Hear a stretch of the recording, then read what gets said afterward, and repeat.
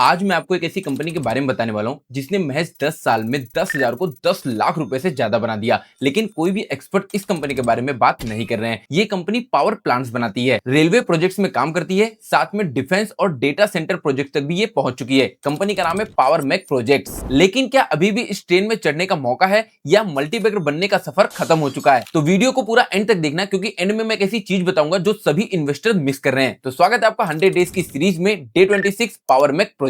साल था 1999। उस समय लोग आईटी और सॉफ्टवेयर कंपनीज के पीछे भाग रहे थे, लेकिन हैदराबाद में एक छोटी सी कंपनी थी जो इन सबको छोड़ के कुछ और ही काम कर रही थी। ये कंपनी पावर प्लांट के बॉयलर असेंबल कर रही थी, टरबाइंस बना रही थी, और ये ऐसे काम कर रही थी जो उस समय ग्लैमरस तो बिल्कुल नहीं थे। और उस वक्त किसी ने सोचा भी नहीं था कि ये कंपनी आगे चल के हजारों करोड़ के प्रोजेक्ट को मैनेज करेगी। देखो, जब इंडिया में इलेक्ट्रिसिटी की डिमांड बढ़ती है तो सबसे ज्यादा फायदा किसको होता है? पावर प्रोड्यूसर्स को। लेकिन उनसे पहले फायदा होता है उन कंपनीज को जो पावर प्लांट्स को बनाती हैं। और इस कंपनी ने सालों तक थर्मल पावर को बनाने में एक्सपर्टीज हासिल की है। यही वो फाउंडेशन है जिसने कंपनी को नेक्स्ट लेवल पर पहुंचाया है। अब आता है इस कंपनी की स्टोरी का एक सबसे इंटरेस्टिंग पार्ट। इनके मैनेजमेंट ने यह सोचा कि हमको सिर्फ पावर प्लांट तक डिपेंडेंट नहीं रहना है, और मैनेजमेंट का वही डिसीजन आज कंपनी की सबसे बड़ी स्ट्रेंथ बन गया है। तो इस कंपनी ने अपने बिजनेस को एक्सपांड करना शुरू किया। Railways, transmission, thermal power plants, data centre, defence project, industrial park, हर जगह पे इनकी पकड़ होने लगी। मतलब कंपनी के पास रेवेन्यू के और भी इंजन्स है, और यही बात है जो मुझे पर्सनली बहुत ज्यादा अच्छी लगती है। तो आइए चलते हैं कंप्यूटर की स्क्रीन पर और इस कंपनी के बारे में थोड़ा डिटेल में समझते हैं। तो देखिए, कंपनी की शुरुआत जो है वो 1999 में हुई थी, और ये कई प्रकार के इंजीनियरिंग और कंस्ट्रक्शन सॉल्यूशंस क्या करती है, प्रोवाइड करती है अलग अलग कंपनीज को। अब इनका हम लोग बिजनेस सेगमेंट देखें तो इसमें सिविल वर्क से इन्होंने 46% रेवेन्यू जनरेट किया था FY25 में,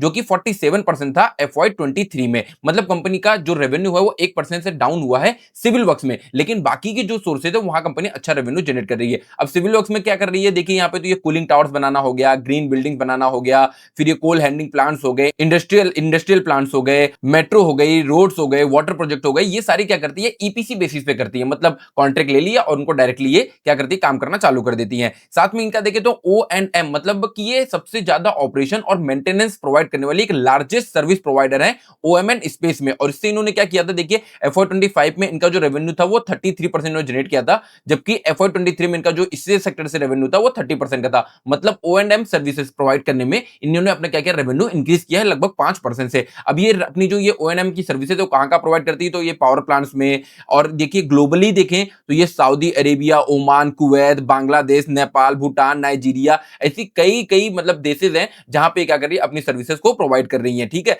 अब इन लोग देखते हैं इरेक्शन वर्क्स में भी कंपनी इंगेज्ड है। FY25 में इन्होंने 17% का रेवेन्यू जनरेट किया था, जबकि FY23 में इनका 19% का रेवेन्यू था। मतलब इसमें भी 2% से इसमें डिक्लाइन देखने को मिली है। अब यहाँ पे देखो तो कहां काम कर रही है, तो पावर प्रोजेक्ट्स इन्होंने एक्वायर किए हैं, न्यूक्लियर में, रिफाइनरी में, पेट्रोकेमिकल्स में, ऑयल एंड गैस में, स्टील मिनरल्स में, और कैटर्स कोल बेस्ड पावर प्लांट्स में भी इन्होंने क्या किया, वह किया है। अब इनकी जो रेंज है वो क्या है, 150 मेगावाट से 800 मेगावाट तक के जो भी मतलब प्लांट्स है वहां पे क्या कर रही है, अपनी सर्विसेज प्रोवाइड कर रही है। ठीक है, इसके बाद में देखें तो एमडीओ में इन्होंने 2% का रेवेन्यू जनरेट किया FY25 में, जबकि FY23 में बिल्कुल जीरो था, वहां पे इसके कोई रेवेन्यू जनरेट नहीं कर रही थी। लेकिन यहाँ पे FY25 में इन्होंने अच्छा रेवेन्यू जनरेट किया है। और इनको देखिए तो 2 एमडीओ कॉन्ट्रैक्ट भी मिले हुए हैं कोल इंडिया से, जो कि ये बसंतपुर में है। यहां से इनको ऑर्डर मिला हुआ है 9,294 करोड़ का है 25 साल के लिए। मतलब यहां से एक चीज तो फिक्स हो गई कि आने वाले 25 साल के लिए कंपनी का जो यहाँ पे ये प्लान है वो तो इनको मिलने वाला है, यहां से इनका रेवेन्यू अच्छा खासा जनरेट होना है। और दूसरा जो है उनको सेल से मिला है तासरा ओपन कास्ट प्रोजेक्ट है, जो कि 30,383 करोड़ का है, और वो कितने साल के लिए, 28 साल के लिए।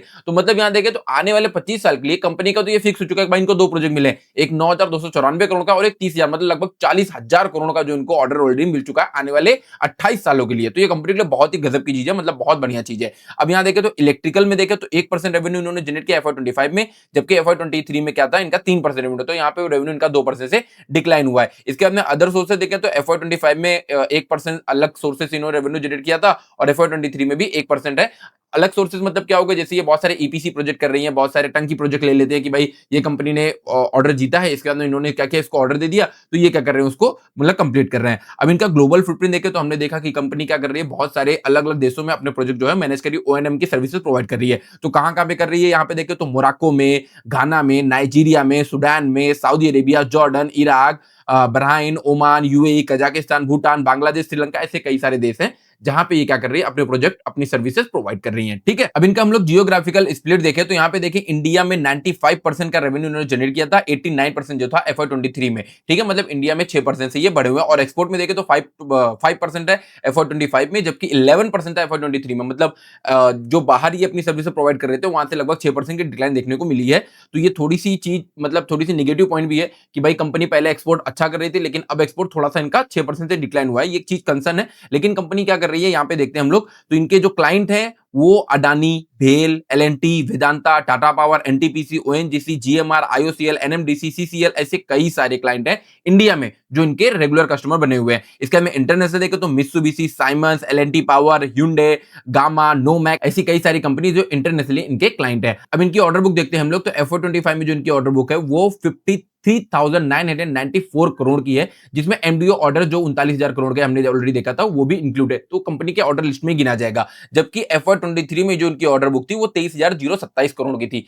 तो मतलब यहाँ पे देखें तो कहां 23,000 और कहां 53,000 करोड़, तो मतलब लगभग 30,000 करोड़ से इनकी ऑर्डर बुक क्या हुआ है, इंक्रीज हुई है। हाँ, वो चीज एक है कि भाई कि वो आने वाले 28 साल का प्रोजेक्ट है, जो 40,000 करोड़ का इनको एमडीओ के ऑर्डर मिले वो आने वाले 28 साल का प्रोजेक्ट है। लेकिन कंपनी के पास ऑर्डर तो है, वहां से एक रेवेन्यू तो फिक्स हो गया कि हाँ भाई कंपनी काम करेगी, वहां से रेवेन्यू इनको मिलता रहेगा, तो ये एक अच्छी चीज है। ठीक है, इसको हम लोग ऑर्डर में कंसाइनिंग करेंगे। अब यहाँ माइनिंग से देखें तो इनका 73% रेवेन्यू, सिविल से देखें 16%, इलेक्ट्रिक में 4%, ओएनएम से 5%, इलेक्ट्रिकल वर्क से 2% का रेवेन्यू इन्होंने क्या किया है, ऑल ओवर जनरेट किया है। अब देखें तो कंपनी क्या कर रही है, कैपेक्स का भी प्लान कर रही है, जिसमें ये 500 करोड़ रुपए लगभग लगाने वाले हैं FY26 के लिए, जिसमें ये वॉशरी प्रोजेक्ट बनाने वाले हैं, जिससे क्या होगा कि कंपनी जो अपनी सर्विसेज प्रोवाइड कर रही है वो और भी बेहतर तरीके से उसकी कैपेसिटी को इंक्रीज कर पाएगी। साथ में देखिए तो कंपनी जो अपनी सर्विसेज प्रोवाइड कर रही है उस पर काफी ज्यादा फोकस भी कर रही है, और इनका एक्सपेक्टेशन है कि 10,000 करोड़ FY26 के अंत तक में ये ऑर्डर जनरेट कर लेंगे, जिनके अक्रॉस सेगमेंट है, मतलब सारे सेगमेंट मिलाकर 10,000 करोड़ का ये ऑर्डर ऑलरेडी मतलब जनरेट करने की प्लानिंग कर रहे हैं। ठीक है, इसके हमें इनका जो रेवेन्यू टारगेट है वो 6,500 करोड़ है FY26 के एंड में, जो कि FY25 के मार्जिन जैसा ही है, मतलब FY25 में जो इनका मार्जिन था उसके जैसा ही है। अब कंपनी के हम लोग थोड़ा सा फंडामेंटल भी देख लेते हैं तो पिक्चर थोड़ी सी और ज्यादा क्लियर होगी कि क्या क्या इसमें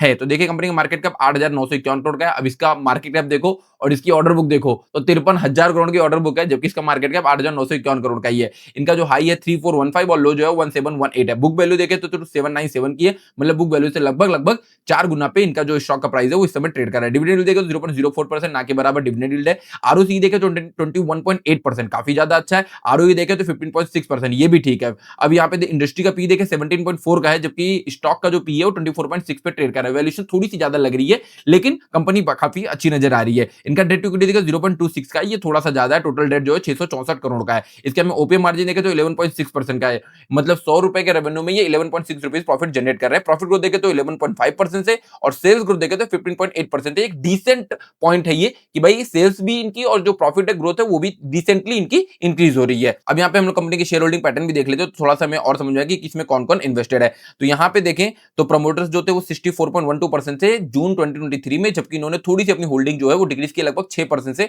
और इस समय मार्च 2026 में 58.41% की होल्डिंग ये बना के रखे हैं। जबकि यहाँ पे एफआई देखे तो पहले 7% से, फिर उन्होंने 6.55 किया और इस समय 6.48 है, मतलब इन्होंने भी थोड़ी सी अपनी जो होल्डिंग है वो डिक्रीज की है। जबकि डीआईज देखे तो यहाँ पे 21% थे, 21 से 20 हुए, 20 से 1.8, मतलब डीआईज ने भी अपनी थोड़ी सी होल्डिंग जो है वो डिक्रीज की है। बाकी यहाँ पब्लिक देखे तो 14.58 थी, 14.92 हुई है, पब्लिक की होल्डिंग इसमें इंक्रीज हुई है। टोटल नंबर ऑफ इन्वेस्टर्स 77,350 है। अब आती है वो बात जो मार्केट पूरी तरह से इग्नोर कर रहा है, डेटा सेंटर्स। देखिए एआई रेवोल्यूशन के बाद दुनिया भर में डेटा सेंटर्स की डिमांड जो है वो पूरी तरह से एक्सप्लोड हो रही है। हर एआई क्वेरी के पीछे, हर क्लाउड सर्विस के पीछे, हर डिजिटल ट्रांजैक्शन के पीछे कहीं ना कहीं डेटा सेंटर ही हैं जो काम कर रहे हैं। और पावर मैक प्रोजेक्ट धीरे धीरे इस सेक्टर में अपनी प्रेजेंस को बढ़ा रही है। और अगर ये स्केल हुआ तो आज जहां कंपनी है उससे आने वाले टाइम में ये काफी बेहतर नजर आ सकती है। अब अगर इस कंपनी के बारे में सिर्फ अच्छी बातें करेंगे तो ये वीडियो पूरी तरह से ऐड बन जाएगी, इसलिए इसमें जो रिस्क इन्वॉल्व है उसको देखना भी बहुत जरूरी है। देखिए ईपीसी बिजनेस जो होता है वो लो मार्जिन होता है। हमने देखा इनका जो ओपीएम मार्जिन है वो 11% का ही है, और इसमें डिलेज भी हो सकते हैं। साथ में गवर्नमेंट की जो पॉलिसीज है उसका भी इंपैक्ट इस पे देखने को मिल सकता है। और अगर एग्जीक्यूशन में छोटी सी भी गलती हुई तो उसका खामियाजा कंपनी को बड़ी लेवल पे भुगतना पड़ सकता है। जैसा कि देख रहे कंपनी भी बहुत ज्यादा बड़ी नहीं है, इसलिए इसमें एक छोटी सी भी गलती इस कंपनी को एक अच्छे लेवल पे नुकसान दे सकती है। इसलिए ये कोई गारंटीड मल्टीबैगर नहीं है। अगर गारंटी चाहिए तो वो एफडी वाले ही देंगे। अब यहाँ सवाल ये है कि क्या ये आने वाले सालों में 10x ग्रोथ दिखा सकती है? देखिए सच बताओ तो मुझे बिल्कुल नहीं पता, लेकिन अगर इंडिया का कैपेक्स जैसे अभी चल रहा है वैसे ही हुआ तो ये कंपनी आने वाले टाइम में मार्केट को सरप्राइज जरूर कर सकती है। याद रखो स्टॉक मार्केट में सबसे ज्यादा पैसा जैसा उन कंपनीज ने बना के दिया जिसके बारे में स्टार्टिंग में कोई बात ही नहीं करता था। तो मैं हूं अमन और ये था day 26 of 100 days 100 hidden stocks. तो मिलते हैं कल फिर एक नए हिडन जेम के साथ।